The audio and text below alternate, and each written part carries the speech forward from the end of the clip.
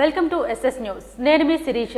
ఇవాల్టి ముఖ్యాంశాలు. Headline sponsored by GNR golden diamonds, YSR junction, Narasannapeta.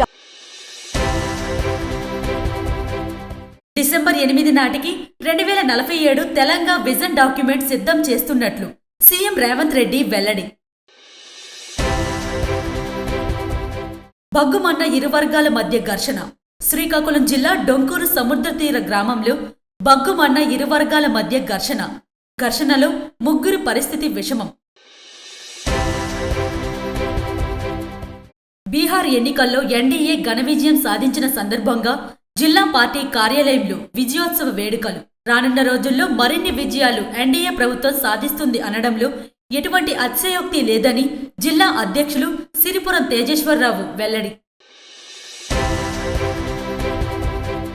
YCP యువ నాయకులు ధర్మాన కృష్ణ చైతన్యపై పోలీసులు అక్రమ కేసులు బనాయించడం సిగ్గుచేటైన చర్య అని వైకాపా నాయకులు మండిపాటు. 20 కేజీల గంజాయితో 2 నిందితులు అరెస్ట్. మడపం టోల్గేట్ వద్ద వాహన తనిఖీలు నిర్వహిస్తుండగా 2 నిందితులను అరెస్టు చేసిన నర్సన్నపేట పోలీసులు.